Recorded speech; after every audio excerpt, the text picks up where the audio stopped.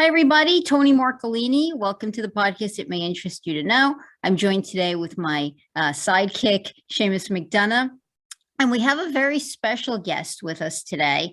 You'll know her. She's part of, I'd say, cinematic history in her early days with starring in American Graffiti, George Lucas film. You'll know her from One Day at a Time, from her singing career. She wrote 2 books. She's been on Orange is the New Black. I mean, I could go on and on with the projects she's done, and I promise to get to as many as I can. So please welcome writer, singer, actress, and an advocate, Mackenzie Phillips. Welcome, Mackenzie. Hi, Tony. Hi, Seamus. Very nice. Hi, Mackenzie. This is Louie. He's going to sit on my lap because otherwise he'll attack the other dogs. We all know Chihuahuas are a little crazy. So thank you for having me on today. Well, and welcome to Louie as well. He's a good boy.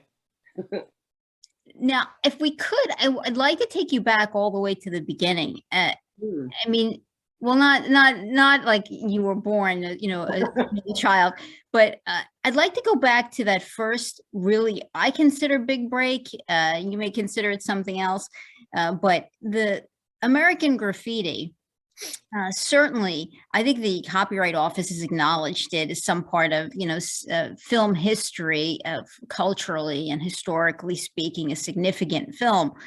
And you starred in it. I think you were a teenager at that point. I was actually 12 when we filmed the movie, and 13 when it was released. And so to just, you know, jump into it with George Lucas and Francis Ford Coppola. Do you remember auditioning for the film? So it's an interesting kind of story. I mean, I was a Waldorf kid. I went to Waldorf school, and you know, I mean, it was 1972, and there were a lot of kids in my school whose parents were in the music business, and we put together this little band. And my first name is Laura, so my name is Laura Mackenzie Phillips, and the band was called Class: Chris, Laura, Adam, and Scott. It's a very clever name. And, we took it to a very famous club here in LA called the Troubadour. And Monday nights were open mic nights. And, you know, I mean, we were kids of privilege. You know, our parents were in the music industry. My dad was Papa John of the Mamas and the Papas. One of the other guys, his dad was the president of Elektra Records at the time. You know, I'm aware of my privilege. You know, I just want to say that now. You know, and with privilege comes, you know, a lot of different things for some people. A lot of things come from me. You know, a lot of different type of things came through that privilege, with a family history of substance use and undiagnosed mental health issues. So that was an interesting thing. But so it's 1972. We're Monday night. We are doing the open mic night at the Troubadour here in LA. And, you know, I was the lead singer, and we were singing songs about being in prison and eating cold soup and drinking beer, you know, like, you know, we knew what that was like. But there was a man in the audience, and his name was Fred Roos. He's still a friend of mine, all these men, almost 50 years later. And he said, "Hey, kid, how do you like to, you know, audition for a movie?" And I was like, "Oh my God, that would be so cool." And my mom was like, "She's 12, you know." And he said, I know. And I honestly don't remember auditioning, but there is on I think it was the Blu-ray release, the maybe 35-year anniversary, whatever it was, there's actually footage of my screen test, which I look at this iteration of me and I think, wow, I have absolutely no memory of doing that. But I auditioned against apparently like several hundred other girls, and I got the job. And, you know, I had gone to school at Summerhill. I was a hippie kid, you know, like a complete hippie kid. Summerhill and Waldorf school. And so, you know, I'd played Santa Claus in the school play. I wanted to be like a rock star, like my dad. I wanted to be that, you know, girl on stage with a guitar, you know, sort of cool and moody. But that didn't happen. You weren't that interested in acting. Well, it wasn't that I wasn't, it's that I didn't even know what we were doing. I thought we were maybe doing like an after school special or an educational film. I don't really remember knowing that it was like a movie for the movie theaters. Wow. Yeah. Well, I mean, and that's a significant, significant piece of work to have left behind. Do you remember filming any of it? I mean, I know Oh you yeah. were young. No, I remember filming it. We filmed from dusk to dawn because the whole film took place at night. And so the budget was so small, we didn't have the money to do day for night. So we were basically filming everything after the sun went down. And, you know, the rest of the cast was in their 20s and I was 12, you know, and I was living with Gary Kurtz, who was one of the producers, and his wife. They were Quakers. It was a very interesting event, the whole thing.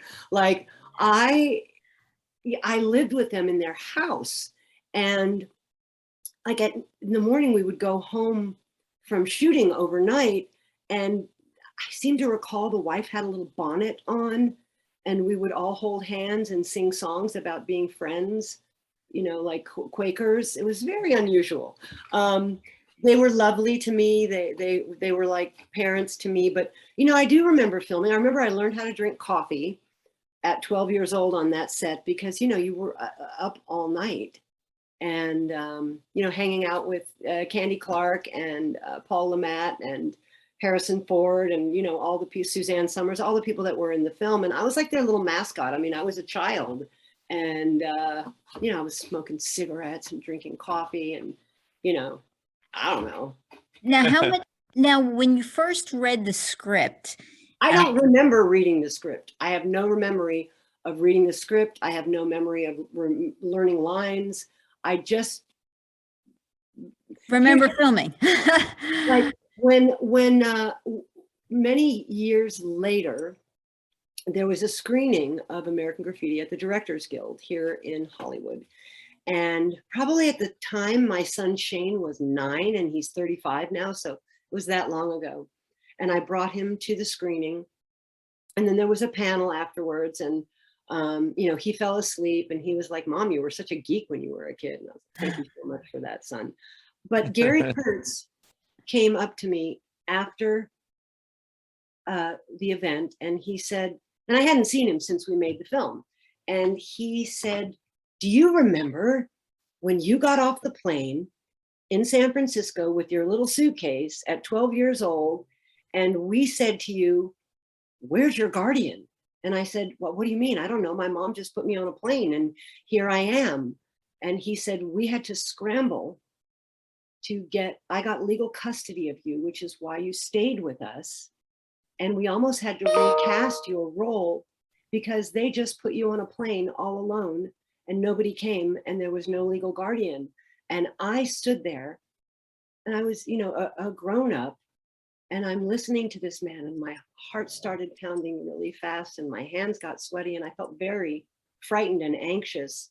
And I, to this day, have no memory of any of that. But it told me a little bit about trauma and how the body remembers when the mind doesn't.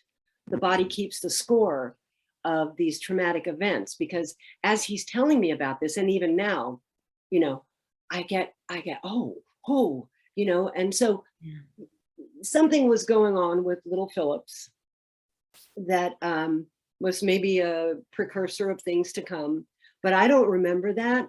I don't remember reading the script. I don't remember a lot, but what I do remember is sort of bucolic memories of having fun on set, but I don't remember the chaos. And so that's an interesting little story. Well, did being on the set and being involved in the film, did it give you the acting bug?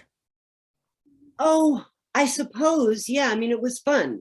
It was really fun. And, you know, I mean, I spent like hours and hours in a car. Yeah. Like in a car. Yeah. And it was night and it was cold and, you know, everyone was wrapped in blankets and it was a camera car on a truck, you know, that they were pulling around. And there were cameras mounted on the side. So I would have to crawl out the window if I needed to go to the bathroom. I mean, it was great, but it was also like, oh, like I'm 12. like, this is hard, you know, but it was also fun. So, you know, I don't know about the acting bug. I don't really know. I think the acting bug came when I saw the film at a premiere and I saw my name up there and I was like, oh, well, this is interesting. This is not what I thought it was. And now people know who I am, and that's kind of cool. And yeah, I mean, so it came later. The acting bug. I mean, I don't even know what the acting bug feels like. It's like a need to express an emotion, a need to embody a character, a need to be able to elicit an emotional response from the people that are watching you do that, or that you're in communication with on stage or behind a camera. I just was going to say I had a similar experience with acting, but I was a little older. That seems very young to be thrown into that kind of a milieu, you know. So it must be shocking, though. Also, Well, yeah, I mean, it was wild because I you know, my family was not conventional or traditional in any way, and I remember when the movie was coming out and there started to be some buzz about this movie, and I was living with my father and my stepmother Genevieve, and she said, "Oh, well, the movie's coming out, and we believe that you should go to finishing school in Switzerland now." And they packed me off to boarding school, and the movie premiered, and they were sending me posters, and so I did the movie. And then like a year later, the movie came out. They said, "We don't want to throw you to the lions." You know, my stepmother Genevieve was wild. You could Google her. Her name was Genevieve Waite, Waite. She was brilliant, wildly unusual human being. And so they packed me off to Switzerland. So I left the country before the movie came out. I returned after the movie had already come out. So I left sort of this anonymous, oddball, 12-year-old, and came back famous. So I missed the whole transition. You know, I wasn't there for that to happen. So it was a very strange time. negative or positive impact on you? You know, in retrospect, in retrospect, with the wisdom of 62 years on this planet, I can think, wow, that poor child was in a certain trajectory to something not good. But at the time, it was like, oh, well, this is happening. I'm just going to go with the flow, very adaptable, do as you're told. So in retrospect, I have a great deal of compassion for my younger self. At the time, I was rolling with the punches. Yeah. I know what that's like. There you go. Yeah, and we're a product of our past, and we're both in recovery. So unless I can come to some kind of a resolution with the past, I'm reliving it, haven't I, over and over and over again, and so yeah, that's it's frightening to hear that to happen to a 12-year-old. I mean, when I was 12, I was so innocent. Yes. I was, we are, and yeah, it impacts your whole life, really, until you deal with it. That's right. And I think, what you said, Seamus, I was able to look at my own child at, 8, 10, 12, 13, and think, oh my God, when I was that age, I was doing this, and this is a baby. This is a little tiny monkey, a little monster baby, and so to make sure that Shane had age-appropriate experiences and was able to be a kid and ride a bike and get dirty, and because I worked really hard when I was a kid,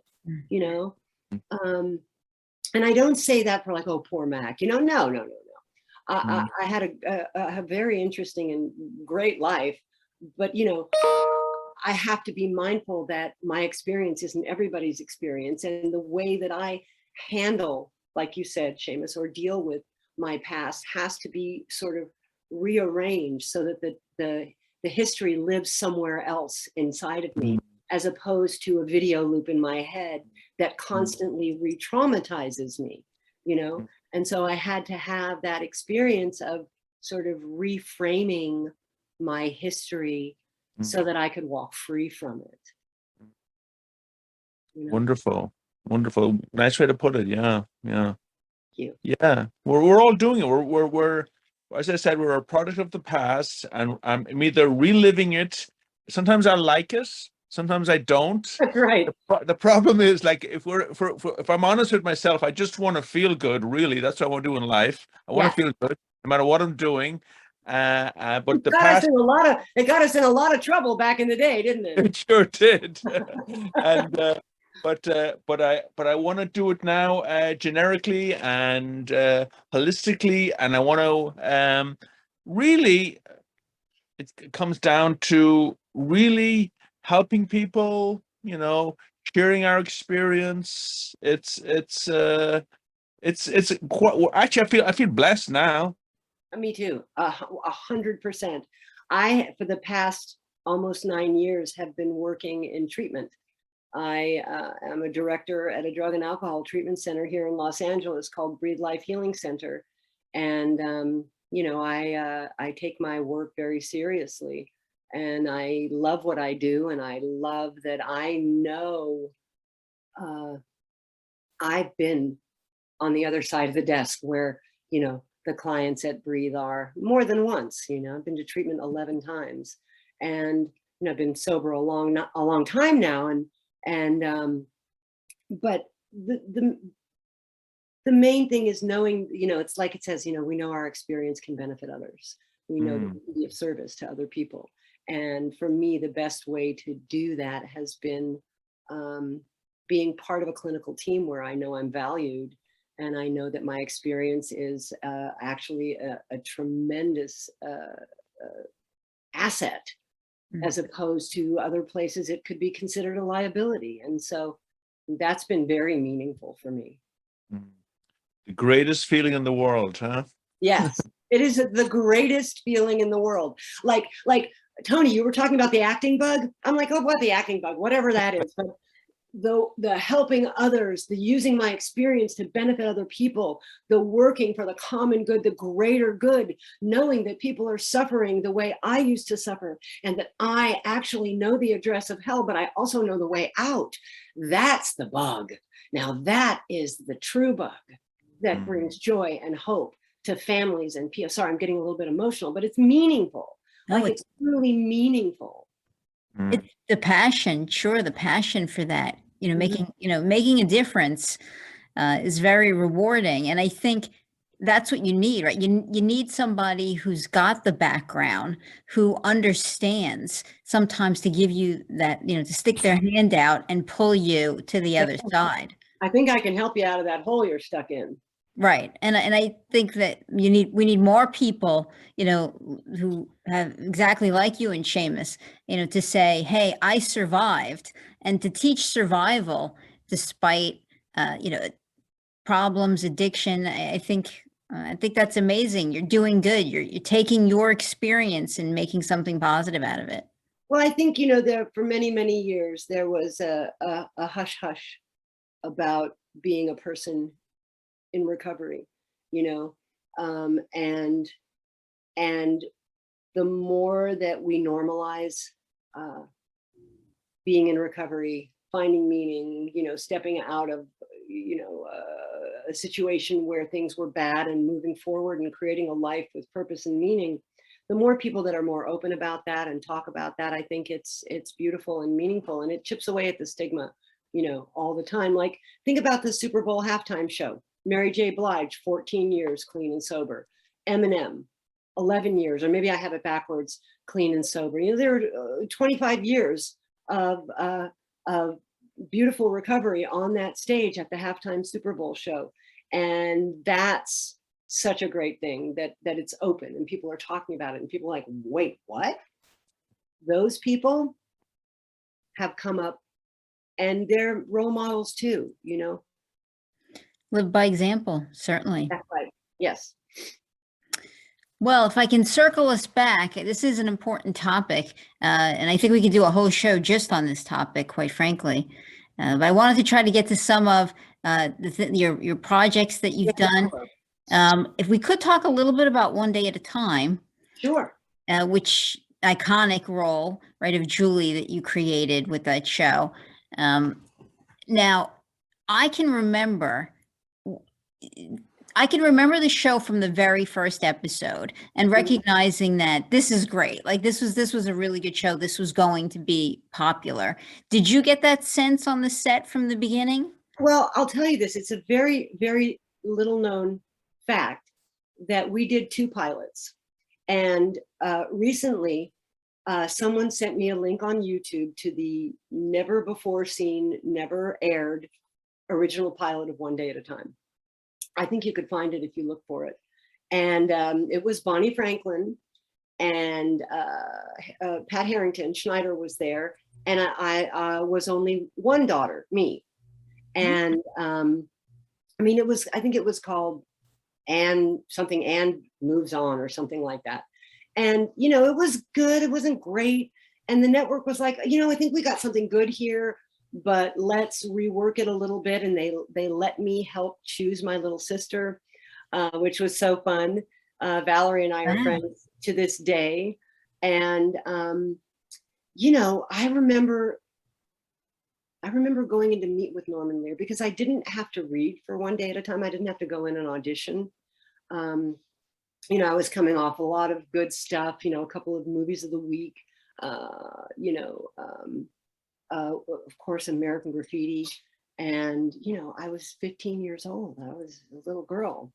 And so I had been working steadily in between American Graffiti coming out and One Day at a Time, you know, becoming a thing. And I remember going in to meet with Norman, and Norman and I are friends to this day. He's, I think, 97 years old. And I was blessed beyond belief to play a therapist on the reimagining of One Day at a Time on Netflix with Rita Moreno and Justina Machado, and sitting there with him. And he had such a calming effect on me. And he said, close your eyes. So I closed my eyes and he said, your face in respite, I was like, oh, I better look that word up. I know what it means now, is beautiful. And he said lovely things to me. And I also remember him saying, never forget, therapy is the backbone of the American family. They just don't know it yet. And from that day forward, he became Uncle Norman. And I remember that. And I remember Bonnie Franklin and Pat Harrington. I mean, I remember so much of that. The environment at One Day at a Time was so beautiful. It was like a little family. I mean, and I know people say that all the time. Oh my God, we're just like a family. But I've got to tell you, we were like a family in those days. Whereas now, if you're rehearsing a sitcom, you're rehearsing on the soundstage. You know, it's a cavernous, freezing building with the bleachers where the audience sits and the sets. But back then, you would do Monday, Tuesday, Wednesday in a rehearsal hall, you know, which was amazing. And there would be tape on the floor sort of delineating the rooms. And there was a couch and a fridge and, you know, all that kind of stuff to mimic the set. But it was much more intimate. It was, and, you know, Valerie and I went to school on set. So our schoolroom was right next to the rehearsal hall. And it was like, I don't know, it was magical. And the creative process was incredible. To watch Pat Harrington say, I just want to have the funniest 3 minutes of the show. And he would run jokes and he would improv and he would do all these amazing things and just come up with these wild characters. Like, you know, he was Guido Panzini, you know, back in the day. And, you know, he would just, and then Nanette Fabre, who was a brilliant comic genius, you know, she would say, I can iron a shirt in 30 seconds. So she'd have the prop master bring out an iron and, you know, it was just fun. Joe, we Okay. had Shelley Fabre was on the show I love Shelley. a few Yeah. months ago, and she remembers it fondly as well as being a great Mm. set, a great show to work on. And I think, I was seeing it through the eyes of sort of a child, a jaded, but still a child, and I came from very sort of unusual role models, right? In my personal life.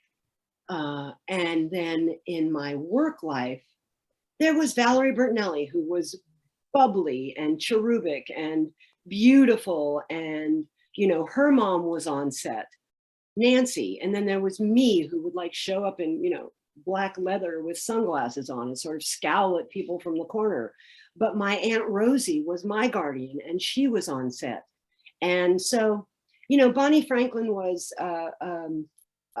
absolutely a champion of the way she felt the show should be. And she would fight those writers. I mean, she had a mouth like a truck driver, as do I. All the best people do. And she would fight for the show to be representative of who she was trying to represent. Because remember, One Day at a Time came out in 1975. So think about one of the most underrepresented portions of the population. Single divorced women. Women with children. And so Bonnie felt beholden to tell authentic stories about that experience, even though she didn't have children of her own. She was passionate about it. It was amazing. Yeah, so I love hearing the stories. I love hearing the stories. I'm almost a bottom line guy. Have you gotten to heal from all the traumatic experiences that you've had? Some days, yes. Other days, it feels like there's still more work to do. Mm-hmm. I have really come to terms and become sort of grateful for everything that I've survived. Because think about it. Think about this. If you were, Seamus and Tony, of course, able to say, okay, I have this magical moment where I can go back and sort of surgically excise some experience that I find negative or traumatizing as if it never happened, right? Then my thought is, would I be who I am had I not lived through that? And of course, the answer is likely not. And so I want to say one must heal the wounds of the past, but I had to heal the wounds of the past in the best way that I could find. And sometimes it was very inelegant and messy, and it hurt other people. And then I had to heal those wounds. And so just when you think you've got everything all cleaned up and you're free to roam, your elbow ends up in somebody's eye, or you step on somebody's toe, or you wound yourself. Like we have to remember that a lot of the things that happen are self-inflicted wounds, I mean, and I'm not saying that the things that happened to me at the hands of adults in my life were self-inflicted, or that I invited them, or that I was complicit in any way. What I'm saying is that healing isn't necessarily linear, right? And it isn't always pretty. And in the process, we can, like you said, re-traumatize ourselves by ripping off, a Band-Aid that's sort of halfway covering a gaping wound.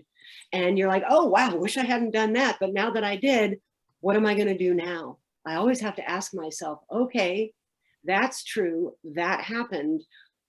What am I going to do now? Because I can either choose to go back or look forward. I know that sounds kind of corny, but it's really true. A lot of the truest things sound like platitudes. They sound like sort of empty sayings on a plaque somewhere. But if you really take them out and look at them, it's like, oh, wow, that is true. What am I going to do now? Because what happened then, I certainly have no control over. But how I respond to what happened then is within my purview. Beautiful. Thank you. You're welcome. And of course, none of that is easy. It's not easy for anyone, struggling with trauma, and takes oftentimes decades to try to live your best life, and come through any ordeal. So maybe that's why I like working in treatment so much, is that I'm surrounded by brilliant therapists and, clinical interventions that are meaningful to me, that help me understand myself and make sense out of my own story. A work in progress, right? Right. Well, now let me go back to One Day at a Time. Okay. Because what I wanted to ask you is, I've talked about this before on the show, that I feel that creativity is very collaborative. And so, of course, you need a very good script. So the writer has to make it all it can be. But if it's just a good script on paper, you're not going to really go anywhere. You need the actors to bring something to it. They take those characters and they bring them alive. And often they bring quirks or nuances that make the characters popular and who they become, right down to this cinematographer who picks, the angle that they film, and the editor who picks the cut, or that winds up going in what order. I think all of that comes together to make the end product. Yeah. So I have to believe, when you had scripts for One Day at a Time, especially in the early days, you had to make Julie who she becomes, right? Certainly there was a paper that you read that was paper Julie, in the script, but you had to take that character and bring her alive. And what was that process? What was the creative process like for you? How did you see her in your mind as somebody that you modeled after, or did you just develop it as you went? How did that work for you? Well, I was 15, so there's not a lot of process going on when you're 15. I do want to say, as you talk about the scripts, I have almost every script. Wow. From One Day at a Time. I have the pink pages, the yellow pages, the white pages, the initial script, each iteration of each episode. I have somehow, through all of this insanity, managed to hold on to all of these many years. I even have my script binder that says One Day at a Time on it and my name. But yeah, so we would gather around a big conference table on Monday morning, late morning. Loved sitcom hours, just the best. No 5:45 a.m. calls. You arrived, you rolled in around 10. So that was although I had to be there earlier for school, as did Valerie. But we would sit and we would read the script, and then we would give our notes. And we had a lot of genius, brilliant, but older dudes writing for teenage girls. And they'd say something they heard their daughter say, or maybe their granddaughter say, that they thought was hip and cool. And we'd be like, what the heck does that mean? And so we were able to go, no, that's not the way a teenager would say it. And we were able to add that to it. And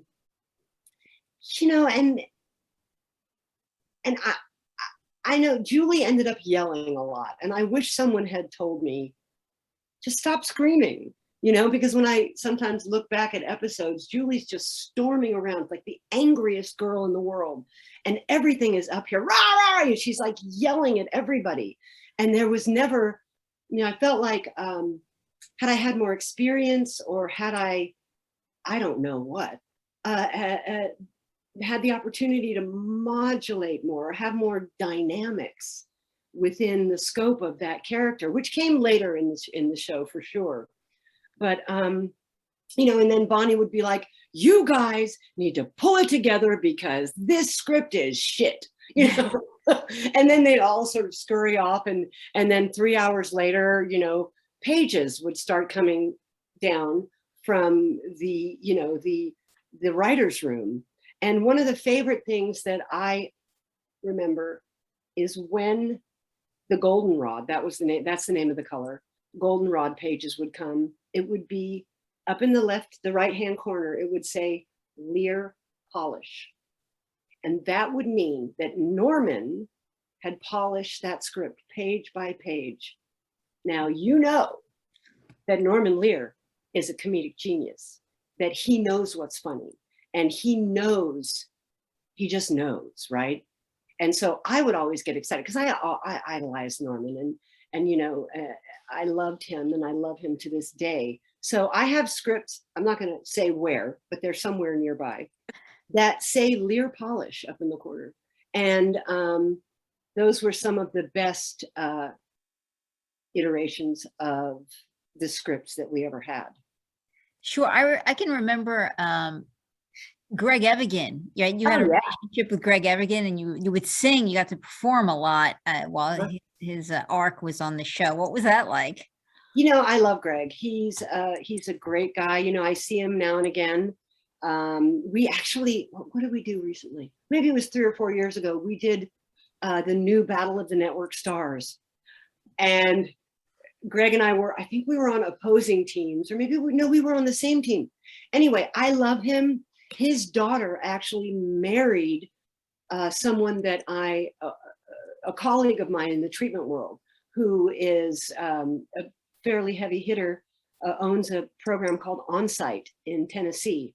And his daughter ended up marrying a colleague of mine. So and of course, you're singing with Greg Evigan, who's gorgeous. And you're like, hey, how do I get my hands on that? But we had I got to work with Robbie Benson, right, who ended up becoming sort of my boyfriend for a while. And Valerie was always like, how come all the boys always like you? And I'm like, how come they don't like you? You're way prettier than me. And, we had fun. We had had, boyfriends. We got to do all kinds of cool stuff. We went to lots of parties. We had so much fun. On Instagram recently, you posted a picture. It looked like Mary Tyler Moore was in the picture as well, but Betty White was there, right? The late Betty White. You kind of played tribute to her. Yes. Now, what were you? Was that just the get together, or were you actually filming something? No, I was on the Mary Tyler Moore show when I was 16. Wow. It was an episode where Mary gets a little sister, the Big Sisters program. But it was funny. I played this little criminal, this horrible little teenager who ends up stealing from Lou Grant at the news station. And he calls me out. And it was fun. And, I had known Betty White throughout my entire life. She had a charity called Actors and Others for Animals, which I was very active in the early 70s and throughout the years. And so working with Betty on the Mary Tyler Moore show, working with Betty at many different Actors and Others for Animals, working with her on several game shows over the years. Her husband, Alan Ludden, played my dad on The Love Boat. And then working with Betty on an episode of Valerie's show, Hot in Cleveland. Sure. It was beautiful. She was a beautiful human being. She was always very, very kind to me. When I was sort of the notorious bad girl, and she always treated me with respect and kindness. So you hit on my favorite topic. You can never go wrong with kindness. That's right. That's right. Kindness is key, because you never know what everyone is fighting a battle you know very little about. So always be kind. Kindness is king. Kindness is king. Queen. The hell with king. Kindness is royal. Yes. A new one. There you go. Well, yes, certainly Betty White led a magnificent career and is a great loss. Yes. But I thought you put a nice, tribute up, and it was a really nice photo. And I hadn't recalled that you were on the Mary Tyler Moore show. So I was like, are they having dinner, or is that a scene? It's a scene. That's a very funny episode. I know it's up on YouTube. It's a very funny episode. I had a blast. I remember during lunch breaks, Mary Tyler Moore would have ballet classes. And there would be, the ballet bar set up, and anyone could go. And I didn't go, but I just sat there and I watched the elegant, beautiful, timeless, classic Mary Tyler Moore in a pink leotard with her hair in a bun doing, lifting. And it was just beautiful. It was just so beautiful. She was just so beautiful. She always dressed in Albert Nippon, which was something, so a designer that my mom wore a lot. Very classic, monochromatic, simple, well-cut pieces of clothing. And she was just magical. What was it like on that set? I mean, that's pretty amazing to say you were in an episode of Mary Tyler Oh Moore. my God.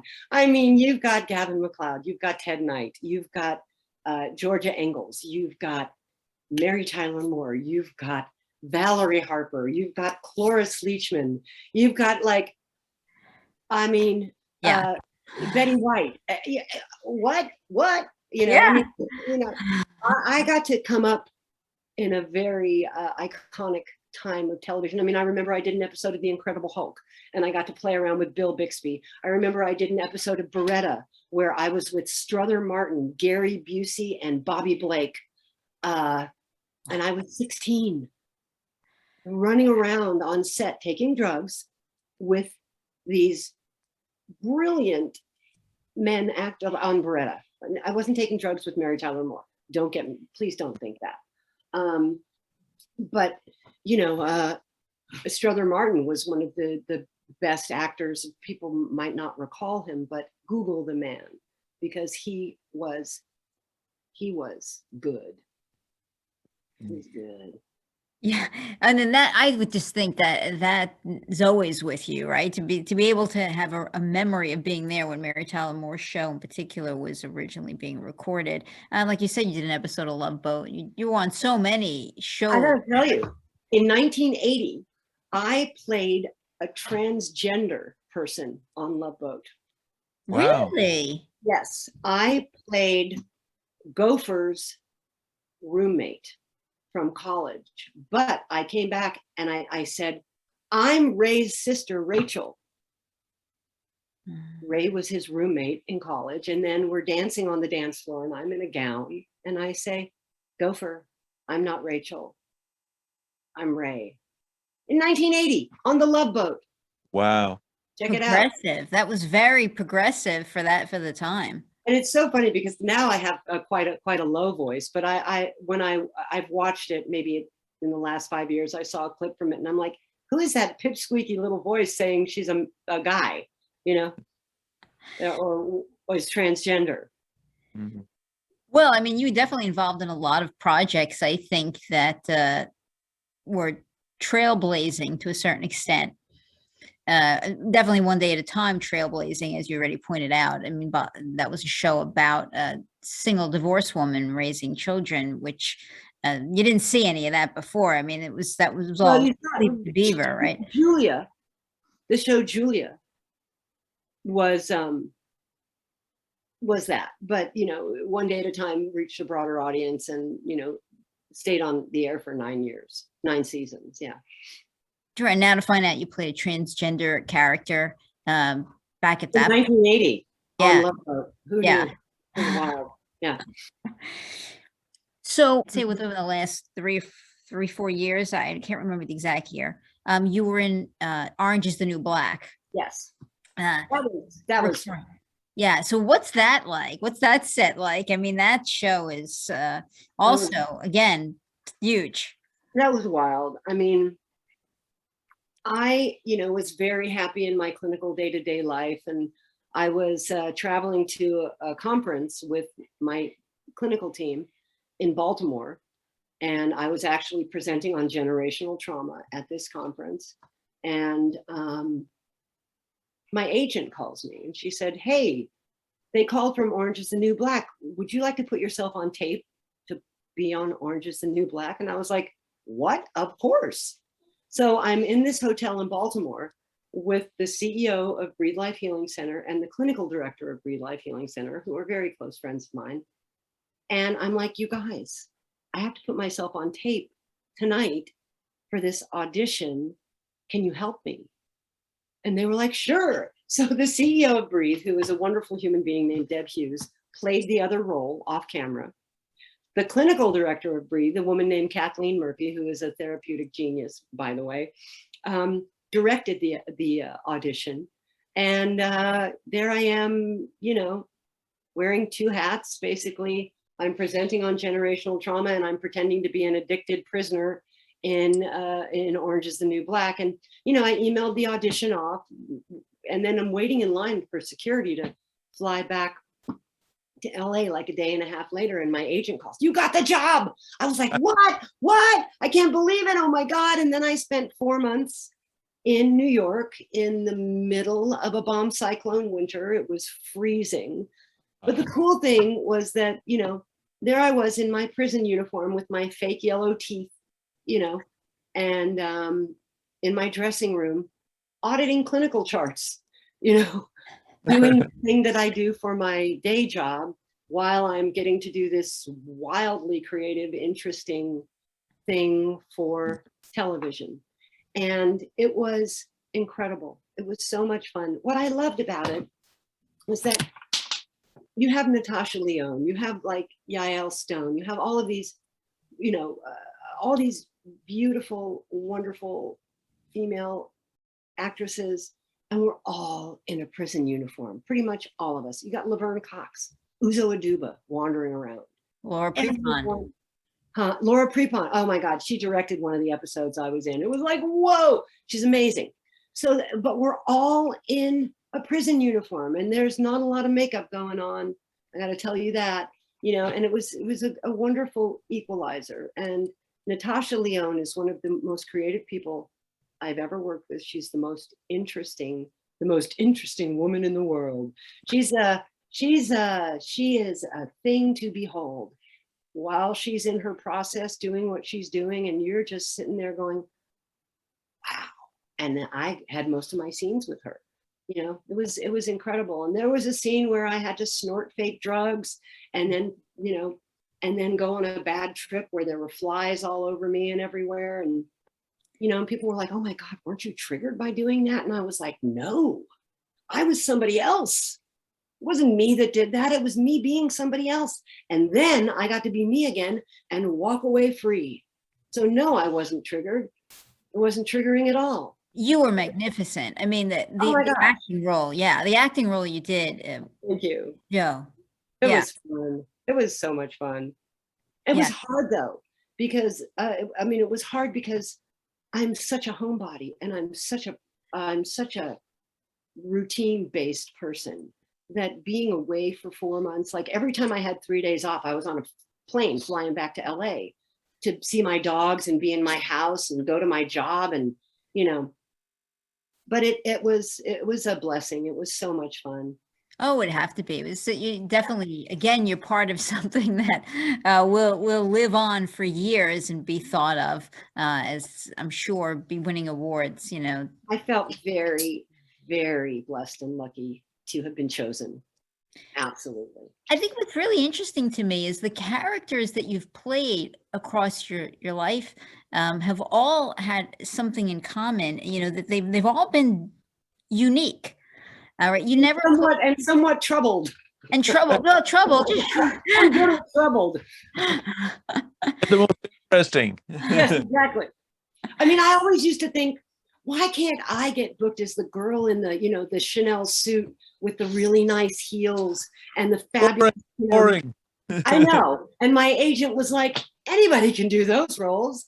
You can cry on cue and mean it, And so I had to come to terms with the fact that I wasn't, sort of a cookie cutter ingenue, and that I had a different path to blaze, a different trail to blaze. And so I just rode that train in the direction it was going, And when it came time for me to shift into, working in a different line of work, I found creativity like in the oddest place. Like you would think that for me, creativity would have to be writing something or creating a character or embodying another person. But I find creativity in the weirdest places: systems improvement, creating language, industry standard compliant language for treatment plans. I find that I am way more capable than I ever thought I could be, that I have a skill set that I didn't even know existed within me. to do these very seemingly mundane things that I find fascinating and actually have been able to instill some creativity in them. Sure. I mean, well, of course you have two best-selling books. Oh, well, yes. High on Arrival. I can't remember the name of the second one. I'm sorry. Hopeful Healing. I Hopeful like to consider myself a hopeful healer. And I mean, I think I mentioned before we started recording, I read your first book. I highly recommend it for anyone who, if you enjoy reading, it's a powerful piece. Well, I think, another thing that people quite like about High on Arrival, aside from, the harder things to deal with is the snapshot of a certain time, a place in time, which is revered, the 70s and rock and roll. And, it seems weird to say this, but like hanging out with Mick Jagger and the Stones and Kiss and the Beatles and all these different things that I got to do. And Paul McCartney, you have that scene about Paul McCartney. I fell asleep in a hammock with Paul McCartney when I was 5. So I can actually say that I slept with Paul McCartney, but not like that. I was a little girl and he was comforting a sad little girl. So High on Arrival it's definitely a snapshot of a certain era that people are fascinated with. And even for that alone, it's interesting. Oh, it is. It's a fascinating page turner. You'll have a very hard time putting the book down because I found it was, I think I read it across 2 days, which when I'm really into a book, it's my habit to not even want to go to sleep, to keep trying to. Same here. I remember when we were doing One Day at a Time and, we were in the rehearsal hall and my Aunt Rosie was there and Valerie's mom, Nancy, was there. And I was reading Frank Herbert's The Dune books. Wow. And I remember Tolkien and all that stuff, but specifically Dune. I remember standing there on set and doing my thing. And I kept glancing over at the book on my chair and thinking, God, I got to get back to the Dune trilogy, because what if they're going on without me? What if the people in the book are actually continuing to do the fascinating things that they're doing while I'm wasting time over here? Like I get it. I get obsessed the same way. When I'm really into a book, I have a very hard time putting it down, and I'm exactly the same way. And I felt that about your book. Anyone reading it, I think it was very hard to put down. Certain parts, I agree with you. You really captured a time in history, which I think people will find fascinating, interesting. There's a lot of celebrities, of course, a lot of rock and roll celebrities in particular that you met across your lifetime, and most of them are all in the book. I talked to my son's father, and he said, thank you. And he's one of my dearest friends in the whole world. And he said, thank you for what you put in the book, but also thank you for what you left out. He's a good man. Yeah. Beautiful. Isn't that beautiful? I mean, it's so meaningful to me. Yeah. I feel like once one reads High on Arrival, one might not think that one used restraint of pen and tongue, but one did. I imagine you did. I'm sure there was a lot more. I think you told enough just to capture the experience, on paper. But there's also like watching an auto accident happen in front of you. Also the cringeworthy moments, in the book that will make it a little bit. You wish you could go in and say no. It's like when people in a horror movie think it's a good idea to go into the basement. Right. And you're at home going, don't do that. No, don't go in the basement. That's where the monster is. Yeah. Yeah. I've had people say that about High on Arrival. It's like I'm sitting at home reading going, don't do it. No. Yeah. Exactly. So there's a lot of that, but it's definitely worth the read. I highly recommend it. Thank you for that. So, and I think that it also showed, your creativity, because you're able to take that I know is inside of you, because I've seen what you bring to music, watching you perform across several things over your career. I've seen you act many different roles. Now I've read books that you've written, and I've watched you take your, I have to say, negative life experiences and channel them into something through your creativity, something positive to put back into the world. So I think you're probably one of the most creative people we've actually had the privilege of interviewing. Wow. Thank you. That's meaningful. I appreciate that. And to get into, let's get a little bit, I mean, we've touched upon it throughout the interview, you know, you're an addiction coach specialist. I don't know how you describe yourself, but you put your time now into making a difference in the world.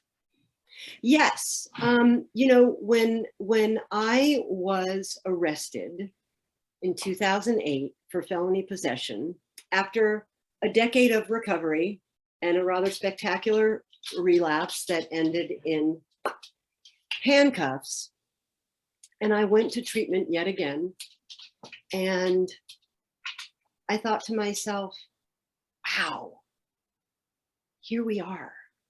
I'm almost 50. I am likely not going to be alive as long as I already have been, unless I'm some sort of weird anomaly. What do I want? What do I want to do with the rest of my life? And I came out of treatment and I came home to this house that I've owned for 21 years. And I thought, I thought of the little girl who was always fascinated by human behavior. I remember sitting there as a 5, 7, 9-year-old and thinking, wow, what makes these adults around me think this is okay? I'm here. I'm a kid, and this is happening. And I was always fascinated by what drives behavior, what makes people do the things they do, the mind, you know. And apparently I went to my mother and said, Mommy, I want to be an abnormal psychologist. Apparently that's what they called it way back when. How I heard that term or was able to use it, I don't know. But my mom swears, rest in peace, that I said that. And so I got home from treatment and I looked around and I thought, wow, man, wow, how are you going to get through this one? I had already contracted to write High on Arrival before I got arrested. The papers were signed, you know, it was all happening. It had to go on hold while I was in treatment for 6 months. But, and then I thought, you know what? I have followed expectation for as long as I can remember. People expect me to continue to act and do this and do that. And, you know, and I thought, you know what? I'm going to follow my passion. I'm going to go back to that passionate place of being fascinated by behavior. And I thought, I'm going to go back to school and I'm going to become a counselor and I'm going to see if I can reinvent myself, because do I really want to spend the next 20 years, 30 years banging my head against a brick wall, competing against other beautiful women for the same role that only one person can have? And, you know, I want options. I want variety. I want to do something different. I want something meaningful, something deeper.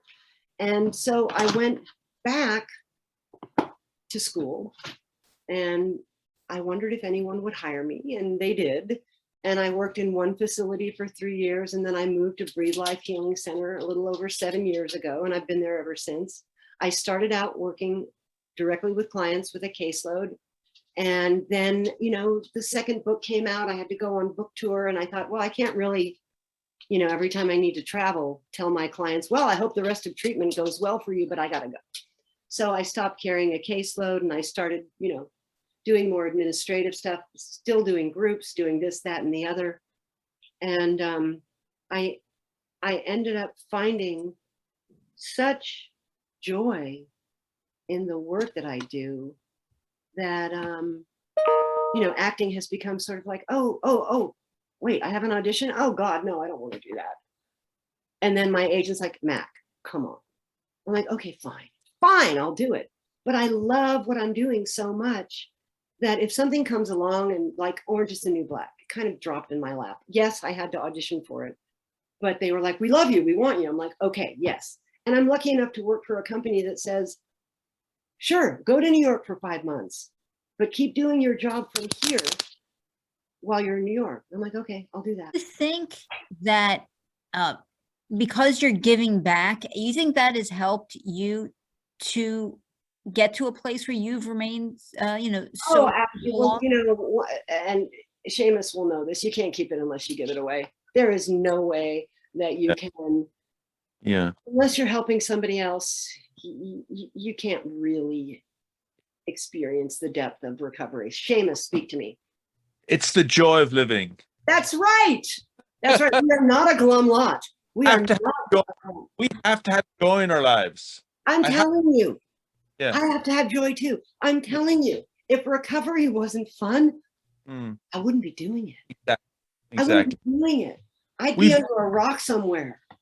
We've always actually went after joy. Even like drinking made me feel like the king, Yeah. So we always went after it, and it's just the language you use is so beautiful, and you obviously have a grasp on this now, and I also, I'm 26 years sober. Yes, beautiful.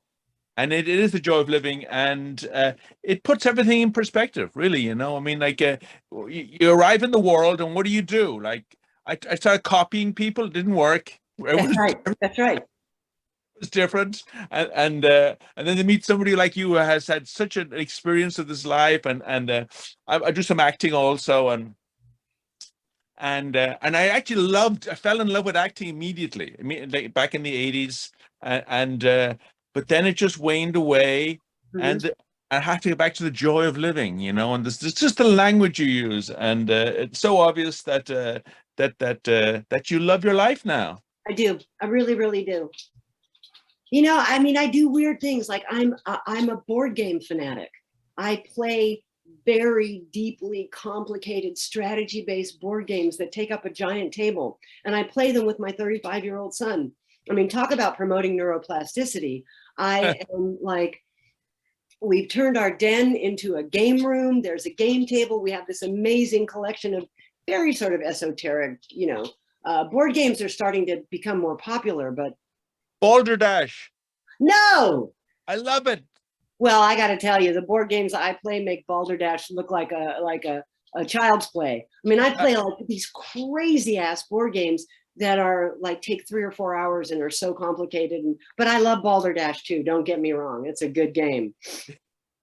You have to be able to act Balderdash. Yes, that's true. Well, it's obvious the both of you really enjoy things that get your brain going. Yes. Yep. That's an interesting thing to have in common. Well, I think it's firing off similar chemicals, dopamine and serotonin, similar chemicals that, those things. When you feel joy, your brain creates these chemicals that, that we're looking for, that kind of spike of calm and joy and peacefulness. And you said more neural pathways. That's right. Yeah. How do you deal with stress now? Oh man, I run very anxious. I've always been a bit of an anxious person. I'm a worrier, and I really try and know that God is in charge, and my worrying isn't going to change anything, blah, blah, blah. And yet I still find myself going, oh my God, what am I going to do about that? When there's nothing I can do about it. I have absolutely no power. Like literally I could stand up and draw a circle around my body, and everything that I have power over is contained within that circle, and yet, now if I could just, do this, that, and the other, then I could make that. No. So, first of all, working in treatment is very stressful because you're dealing with wounded people who have recent trauma or long trauma histories, people who are just walking wounded nervous systems. And so you're constantly dealing with people who are way more anxious than I am, and I'm very anxious, So, I have to slow down. I have to tell you, one of the best stress relievers in the world are little tiny dogs. I love my dogs. I have pugs and chihuahuas and cats and board games and flowers and, yeah. And do you meditate? I know Seamus meditates. I do meditate. I don't meditate as much as I'd like, but I've gotten very much into lucid dreaming. There's these great lucid dreaming playlists on YouTube that I listen to as I'm going to sleep and as I'm sort of winding down for the night. And it's very, puts you in a state that is beautiful. Would you believe, by accident, I was living in New York, couldn't stop drinking, and ended up in San Francisco, where I am now. And I ran into this guy who showed me how to basically meditate. I actually learned transcendental meditation. Oh, I learned it, but I couldn't do it. It's too. So he says, "Have you done the previous 10 steps?" I said, "No." So he showed me how to do them. So I do them every morning, then I meditate, and the effect is, like the word you used earlier, so elegant. I love it. So, and last thing, just a couple of questions, if I could. You did So Weird. Oh, yes. Yeah, that was another great role that you're pretty well known for.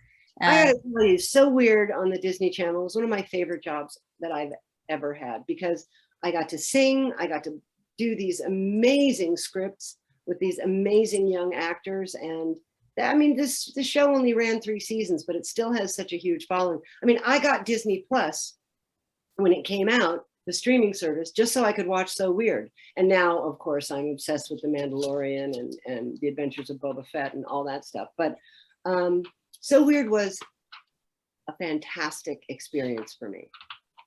Do you have a most memorable scene that you have ever filmed? I mean, it's probably going to be One Day at a Time. There's an episode of One Day at a Time where Bonnie and Valerie and I are snowed in a cabin. And so we're snowed in. I don't remember why we're snowed. I think it's Christmas or something. And and the heat is out and it's freezing, and we all climb in bed together and we talk about boys and we talk about, being a family. And that's just, I just have such loving, fond memories of that scene. Wow. Sure, that was well, again, a great show. I remember when you came back with the 2 boyfriends, right? And you wound up marrying Michael Lembeck. Oh yeah. I love Character. Michael Lembeck. He's such a good guy.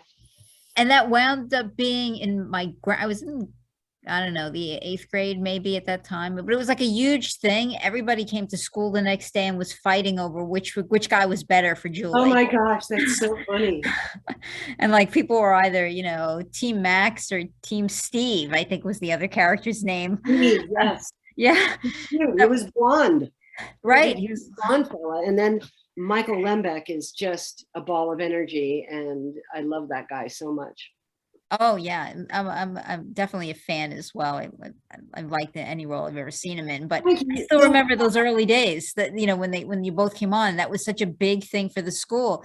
And I guess that goes to, you don't realize the impact that you have. We talk about it often on the show that entertainment is a very underrated profession, I think, because often people are going through something in their life, and you'll never know the joy or the escape you bring that person, whether it's they get lost in your book or they get lost in watching you in a movie, or whatever situation they get to escape with you in.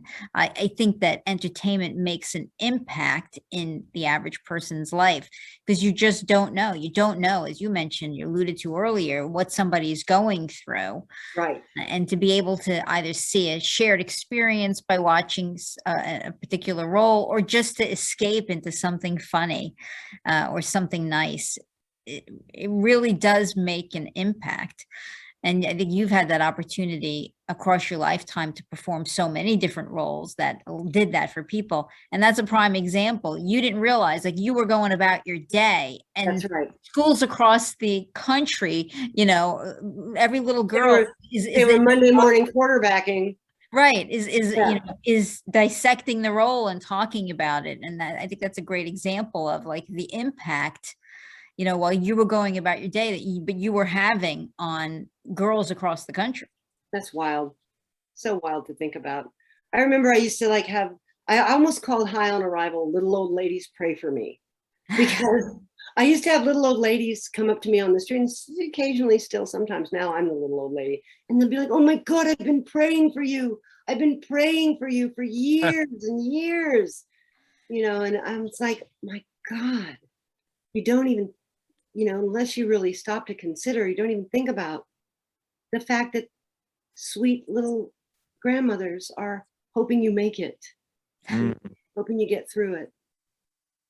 Well, that's the impact, you've had. It's so much more than you going about your day, right? It's so much more than I would think. Certainly, I don't want to put words in your mouth, but I would think, when you go about your life, whatever the moment is, you feel very, closed in your own experience for that. Right. And you don't realize that once you, like a butterfly, you set that out into the world, you've probably made all sorts of differences in people's lives that will never get the opportunity to tell you that. So I'm going to say thank you for all the people you've touched, and you'll never get to hear it from them. Thank you so much. That's very sweet and kind, and actually gives me some perspective. Well, I know we're out of time and you have a lot of other things to get to, so we're going to let you go. I want to thank you so much for being with us and sharing some of your experiences. It's really been a pleasure. Thank you so much. You guys are great. I think you both are just magical. It was really wonderful to spend this time with you. Thank you. Mick. So nice to meet you. Thank you, Seamus. I appreciate you both. Thank you, Tony. Thank you. Thanks, everybody. Bye. Bye.